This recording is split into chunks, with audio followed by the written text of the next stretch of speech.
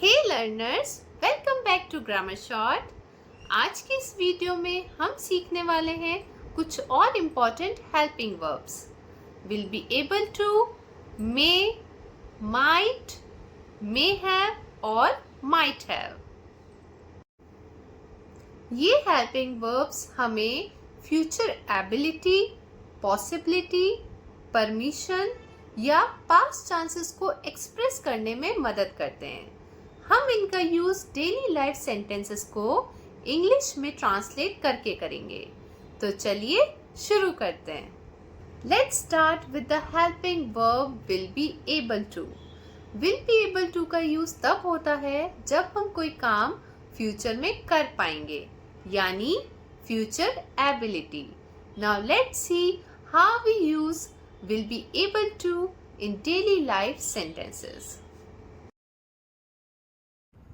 तुम जल्दी ही अंग्रेजी बोल सकोगे।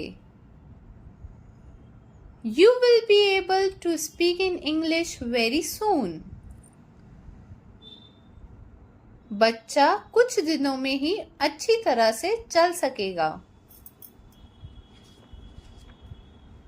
The baby will be able to walk well in a few days. वह अंग्रेजी कब बोल सकेगा? When will he be able to speak in English? क्या वह यह कर सकेगा? Will he be able to do this? अब बात करते हैं हेल्पिंग वर्ब में और माइट की। इनका यूज हम पॉसिबिलिटी दिखाने के लिए करते हैं, यानी जब कोई काम हो भी सकता है और नहीं भी। में थोड़ा ज़्यादा सर्टेन होता है और माइट थोड़ा कम। Now let's see how we use may and might in real life sentences. उसे तुम्हारा पता मालूम हो सकता है। He may know your address. यह एक अच्छी कल्पना हो सकती है, लेकिन यह व्यावहारिक नहीं है। It may be a good idea, but it is not practical. हमें देर हो सकती है। We may be late. वह घर पर हो सकता है।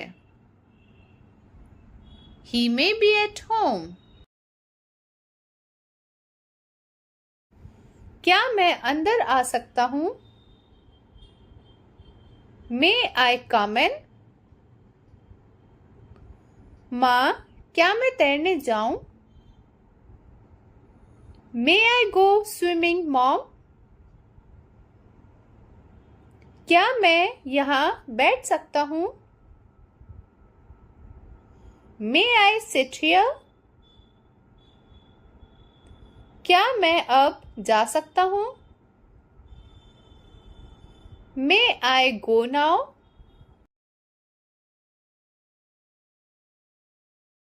दस साल से छोटे बच्चों को इस हॉल में जाने की अनुमति नहीं है।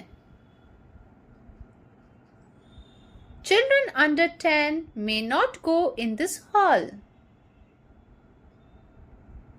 पाठक एक बार में एक ही किताब ले जा सकते हैं। Readers may borrow only one book at a time. क्या मैं तुम्हारी साइकिल ले जाऊं? May I take your bicycle? क्या मैं एक सवाल पूछूं? May I ask a question?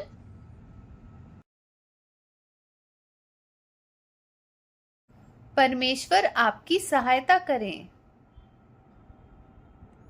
May God help you. परमेश्वर आपकी रक्षा करें। May God protect you. परमेश्वर हमको माफ करें। May God forgive us. तुम्हें लंबी आयु मिले. May you live long. तुम्हें समृद्धि मिले. May you prosper. तुम्हें सफलता मिले. May you succeed.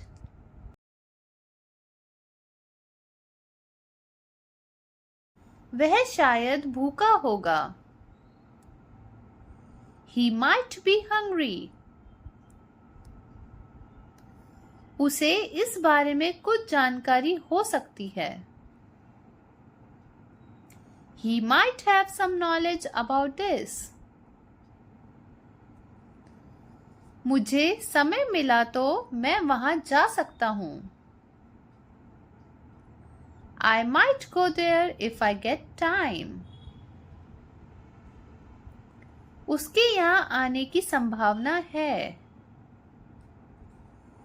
He might come here.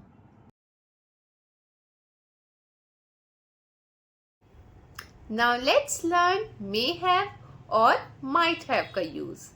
इनका यूज तब होता है जब हम पास्ट पॉसिबिलिटी के बारे में बात करते हैं, यानी जब हम श्योर नहीं होते कि कोई काम हुआ या नहीं, पर चांस था. Now let's see how we can use may have और might have in practical situation. मुझे लगता है उसने यह किया होगा. I think he might have done this.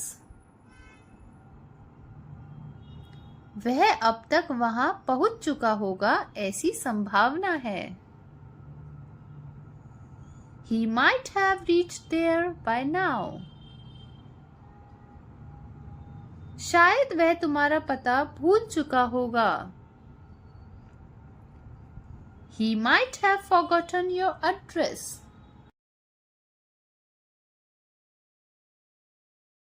मेरी थैली किसने चुराई होगी? Who might have stolen my bag? उसने क्या किया होगा? What might he have done? शायद बस छूट गई होगी. The bus may have left.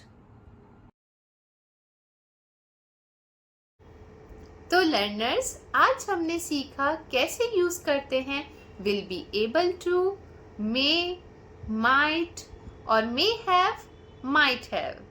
ये हेल्पिंग वर्ब्स स्पोकन इंग्लिश में फ्लुएंट बनने के लिए बहुत यूजफुल हैं.